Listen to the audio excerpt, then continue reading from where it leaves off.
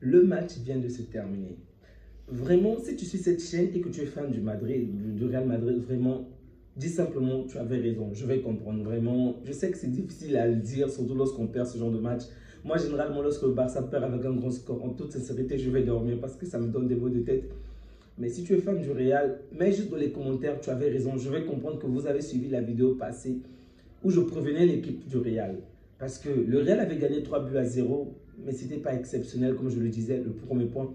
Le deuxième point, je disais clairement que c'était pour nous, pour eux, en fait, un moyen de quitter la table calmement, avec honneur. Je m'attendais à ce que le Real se fasse éliminer pour ne pas nous affronter, parce que les 4-0 étaient déjà traumatisants.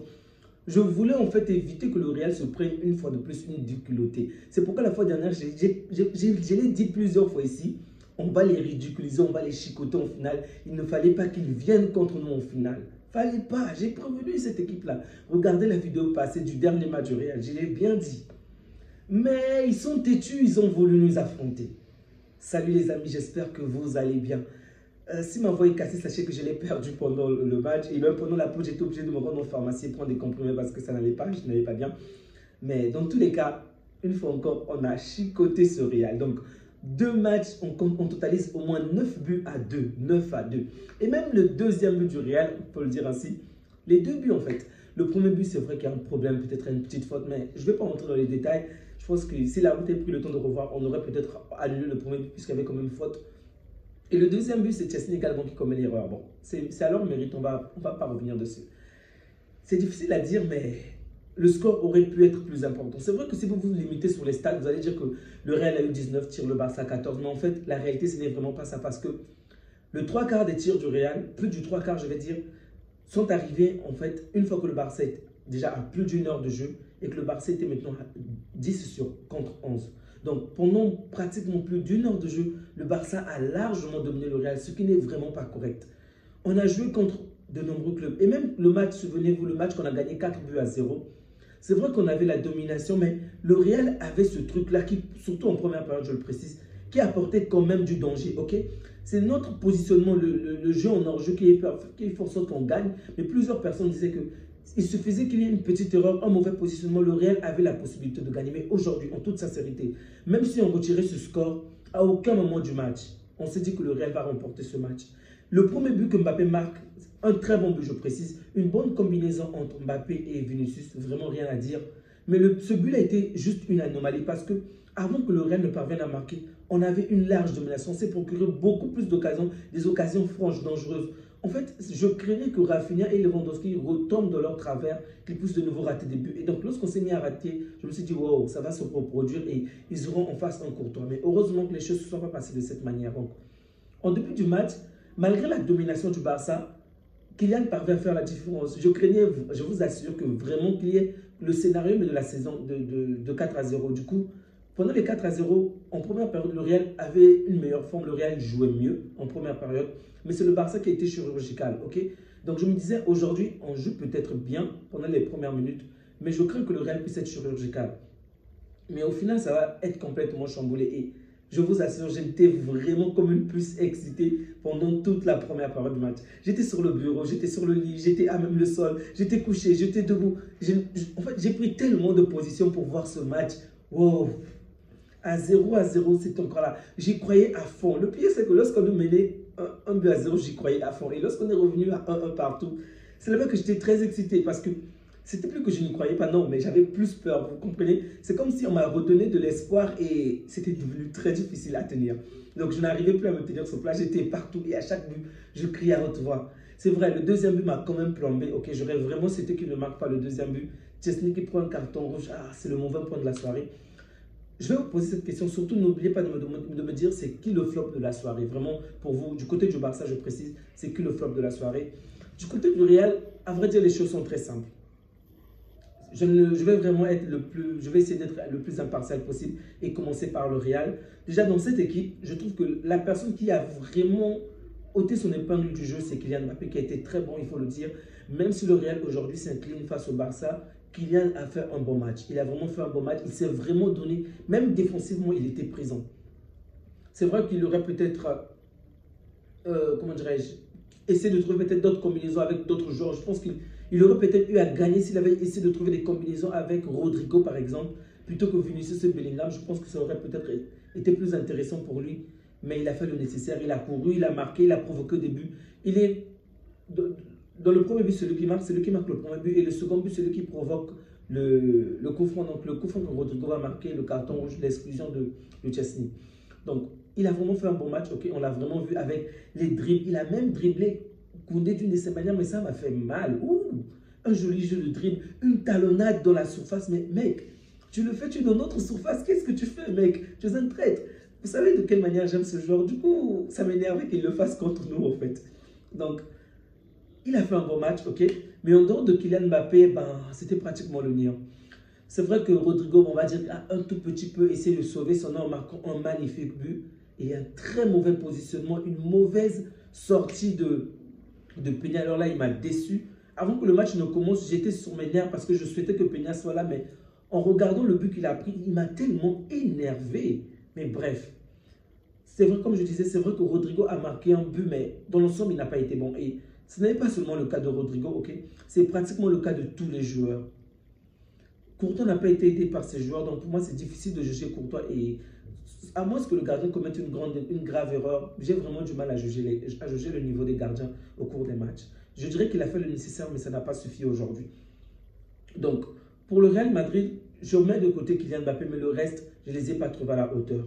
Vinicius a été invisible. Une fois qu'il a réussi à combiner avec Mbappé une seule fois, le reste du match, on ne l'a plus du tout vu. Un fantôme sur le terrain était largement plus présent que Vinicius. Bellingham a essayé de faire quelque chose en seconde période, mais ce n'était vraiment pas suffisant. En fait, même lorsque le score était 1-0 en faveur du Real, en dehors de 2 ou 3 petites actions, on avait l'impression que le Real a joué pendant les 90 minutes avec la peur au ventre. Et ça, je n'ai pas compris pourquoi. Vraiment pourquoi? Parce qu'en termes de forme, c'est vrai qu'on a gagné le match contre l'Athletic Bilbao, qui est quand même une grande équipe. Mais en termes de forme, le Real est en meilleure forme par rapport à nous. Que ça puisse être en Liga, peut-être pas en Ligue des Champions, mais les derniers matchs ne sont vraiment pas en notre faveur. Donc, je ne comprenais pas pourquoi les joueurs du Real ont joué avec autant de peur, en fait. En face de vous, vous avez une équipe qui souffre en Liga. Mettez de la pression, donnez-nous du punch, allez dans le contact, en fait. Ils ont vraiment joué avec la peur et ça se voyait. Constamment, nos joueurs allaient de l'avant, constamment, nos joueurs menaçaient. On n'a pas vraiment joué comme d'habitude avec ce système de hors-jeu. Et pourtant, le Real n'a pas non plus pressé. Ils ont des joueurs rapides comme Valverde, comme Bellingham, comme Vinicius, comme Mbappé. Et on n'a pas vu cela aujourd'hui à l'exception du but. Mais ça n'a aucun sens, vraiment aucun sens. Surtout qu'en première période, en début de la première période, on a pratiquement 5 ou 6 corners. Ça n'a aucun sens. Je n'ai vraiment pas compris pourquoi ils avaient autant peur. Évidemment, j'étais content, ok, qu'on puisse profiter de cela. Mais ôter ce côté du Barça, je me demandais pourquoi. Est-ce que c'était un piège pour nous épuiser ou... Je n'ai pas compris, mais bref. Pendant tout le match, ils ont finalement gardé cette peur-là et ça s'est reflété avec le score. Vraiment, on a largement dominé. Donc, Bellingham n'a pas été à la hauteur, Rodrigo également. Bellingham, surtout en deuxième période, des actions où il pouvait même marquer, mais il était attentif, du moins, il ne s'attendait pas à ce que la balle lui arrive en fait. Il se disait que l'action devait se terminer au moment. Donc, il n'était pas le seul. La même action s'est reproduite avec Rodrigo, avec Modric. Les supporters se sont même mis à le gueuler parce que lui également, il attendait, il ne s'attendait pas à ce que la balle lui arrive. Mais attendez, est-ce que vous êtes autant découragé à ce point? Rudiger également la même chose dans la surface. Il est positionné, il croit que la balle ne va pas lui arriver. Au final, la balle arrive à Rudiger. Il est pratiquement seul avec notre gardien, quelques défenseurs qui sont par-ci, par-là, éparpillés. Ça n'a pas marché. Ils étaient vraiment attentistes. Ils n'y croyaient pas vraiment. Je pense qu'ils n'ont pas mené ce courage-là. Et l'écart du score qu'on a créé nous a vraiment mis de l'avance parce que je ne me souviens vraiment pas à quel moment ou à quelle date où le Barça a mené le Real et que le Real a réalisé une réelle remontada. Vraiment, je n'ai pas la moindre idée. Peut-être au temps de Messi ou peut-être avant, mais ça ne me vient pas à l'idée en ce moment. Si vous vous en souvenez, n'hésitez surtout pas à me le dire parce que les remontadas, ok, le Real le réalise avec d'autres équipes, mais je n'ai pas encore assisté à une remontada face au Barça. Real Barça en tout cas. Je ne me souviens pas de cela. Donc, eux également, ils n'ont pas été à la hauteur. Valverde, je dirais que c'est compliqué parce que Valverde essaie de faire quelque chose, mais plus que dans l'ensemble, l'équipe n'allait pas bien. Et du coup, lui également, il n'a pas réussi à sortir son épingle du jeu. Camavinga a été catastrophique parce qu'aujourd'hui, on l'a même sorti, ok, en première période. J'ai cru voir au lieu de Camavinga, j'ai pu voir Tchouaméni pendant quelques matchs. Vraiment, il est fautif sur 2 buts. Déjà, il est fautif sur le penalty, c'est lui qui va commettre la faute sur Gavi, donc qui va provoquer un penalty. Il est fautif également sur le premier but, premier ou deuxième but, deux ou troisième but. Vraiment, Camavinga n'a pas été à la hauteur aujourd'hui. Je ne sais pas pourquoi, mais peut-être qu'il y a une blessure, peut-être qu'il n'était pas au meilleur de sa forme, mais lui également, il était vraiment, alors là, vraiment, vraiment pas top. Benzema les a porté la poisse ou quoi, vraiment? Non, je plaisante, mais Benzema m'a tellement énervé, ok? Avant le début du match, ça me fait toujours plaisir de voir des anciens joueurs célébrer avec des nouveaux joueurs, même s'ils ne sont pas du Barça. Donc j'ai un peu vu l'actualité du Real, de quelle manière ils passaient du temps avec les autres, ok? Mais pendant le match, lorsque nos joueurs étaient là-bas, je voyais de quelle manière ils faisaient les pouces vers le bas pour sauver aucun de nos joueurs. Et en ce moment-là, c'est le Real qui menait 1-0. Donc il m'a tapé sur les nerfs. Et donc lorsqu'on s'est mis à mener, oh, j'étais tellement content, je souhaitais tellement qu'il y ait constamment la caméra sur lui, mais je n'ai pas eu ce vol-là. Donc, Valverde qui n'a pas pu sortir son épingle du jeu. Camavinga a été catastrophique. Mendy, n'en parlons plus. Oh, Mendy, oh. Un gros club comme le Real vraiment doit se trouver un autre joueur en dehors de Mendy. Je comprends pourquoi ils se battent pour Trent Alexander ou un autre joueur. Vraiment, Mendy n'a même pas le droit, vraiment. Il n'a même pas le droit d'être titulaire dans cette équipe du Real. Parce que le niveau, le fossé du niveau est trop grand. Autrefois, il était quand même bon, j'avoue. Mais aujourd'hui, Mendy n'a plus le niveau pour être dans cette équipe, en toute sincérité. Comme titulaire, je précise. Rudiger a quand même fait de bonnes choses pendant un moment, mais lui également, il a quand même commis des erreurs, surtout en deuxième période, lorsqu'il finalement il arrive à être pertinent offensivement, mais il n'y croyait tellement pas, ou il voulait tellement combiner avec un autre joueur, alors qu'il avait la possibilité de finir l'action par lui-même. Du coup, il ne parvient pas à marquer parce qu'au lieu de tirer, il fait la passe. Il ne parvient pas à marquer parce qu'il ne s'attend pas à recevoir la balle, et donc il perd le temps, l'avance qu'il avait sur les joueurs adverses. Les joueurs adverses parviennent finalement à récupérer la balle. Donc Rudiger, vraiment, il a fait de bonnes choses, mais il n'a pas été génial, ok? Tchouaméni a été pas du tout bon.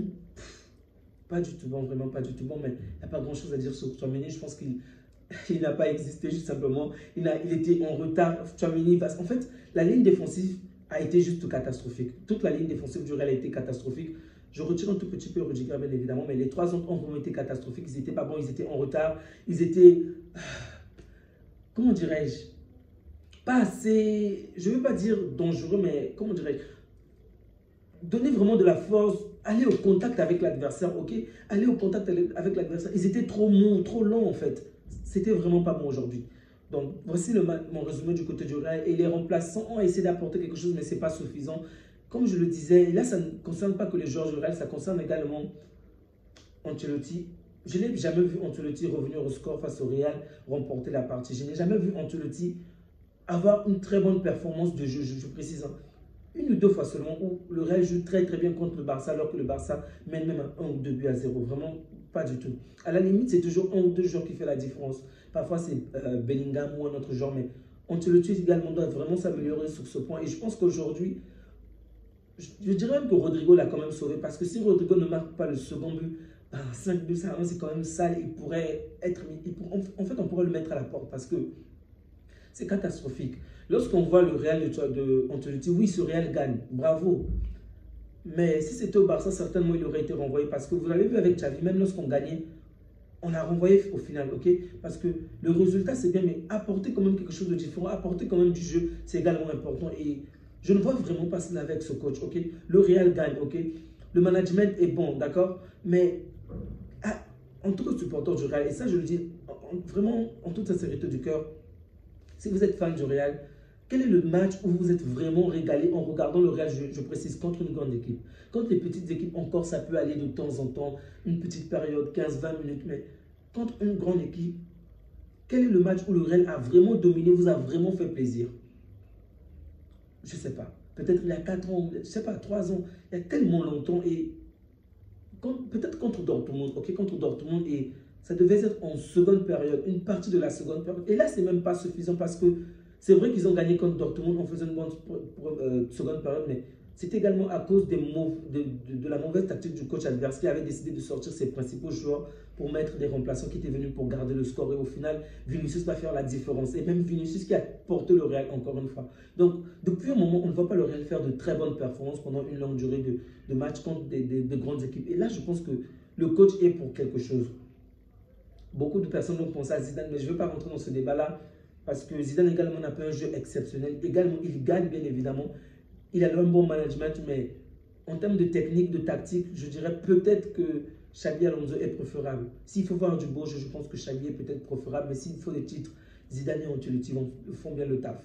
Donc le Real n'a pas été à la hauteur aujourd'hui et ce score de 5-2 aurait été beaucoup plus important. Vraiment, si Chesney n'a pas commis cette erreur-là, je pense qu'à 11, on aurait pu marquer beaucoup de buts parce que lorsqu'on va être réduit à 10, on a vu de quelle manière on avait certes la domination de la balle, la domination du jeu, mais on ne pressait plus autant. Et le coach du Barça également est fautif sur certains points. Déjà, félicitations à Hansi pour ce qu'il a fait, mais personnellement, j'aurais sorti Lewandowski. Lewandowski ne fait pas un match catastrophique, il fait plutôt un bon match, mais il ne sort pas, par rapport aux autres joueurs, je pense qu'il est quand même en dessous.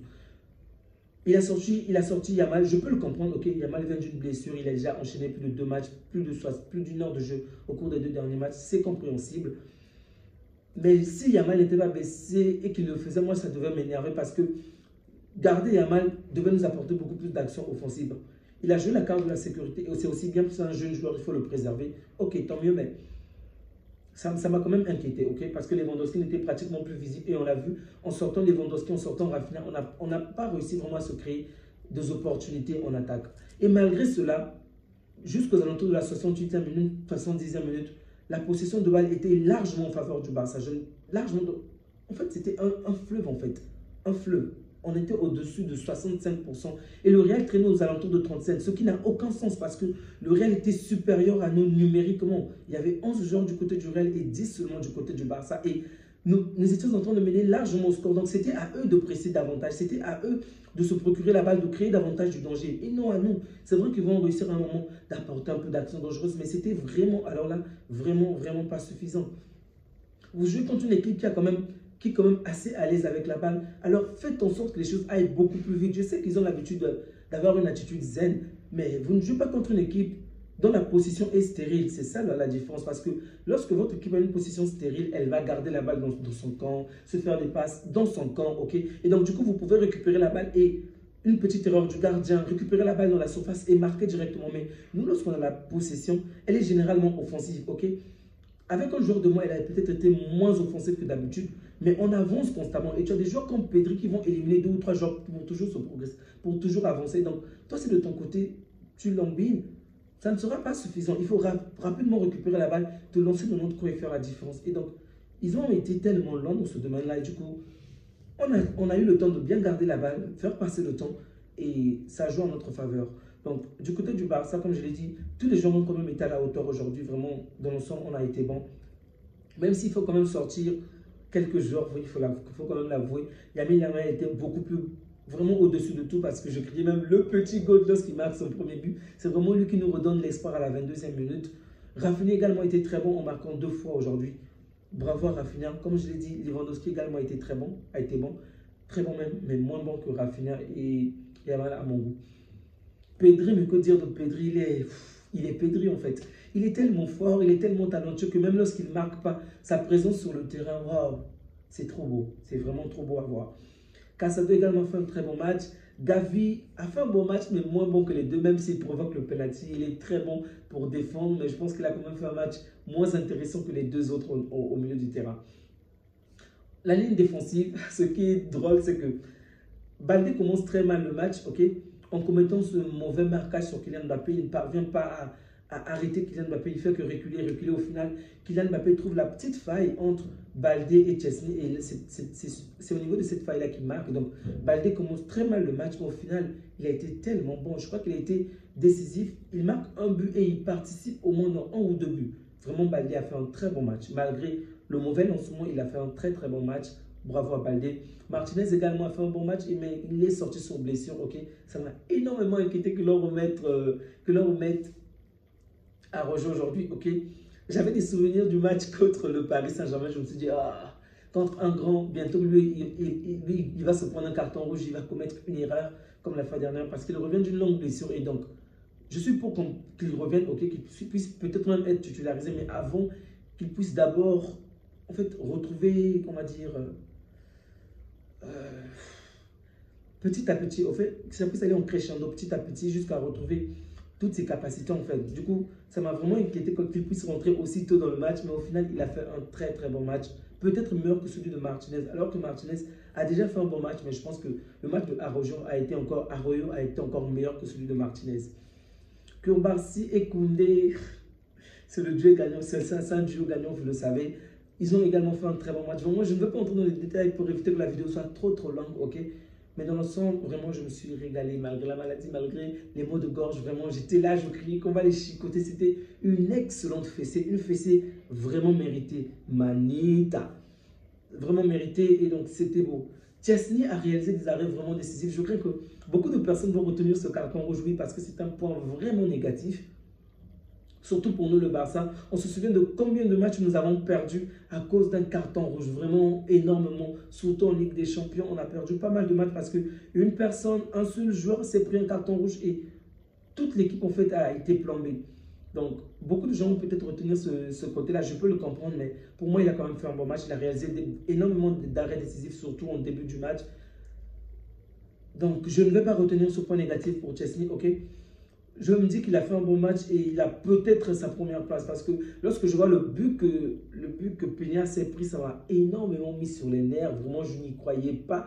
On a marqué le but exactement dans le coin où il a pratiquement été positionné. Ça n'a aucun sens. Son point manque de force, il n'est pas assez rapide. Du coup, il ne m'a vraiment pas rassuré. Mais heureusement pour nous, on avait des défenseurs à la hauteur de la tâche aujourd'hui. Donc, Chesney, malgré le carton rouge, il a également fait un bon match et donc, même si je dis peut-être que par rapport aux autres, il a peut-être été moins bon que les autres, et ça ne veut pas dire qu'il a fait un mauvais match, c'est juste que les autres ont été au-dessus de tout.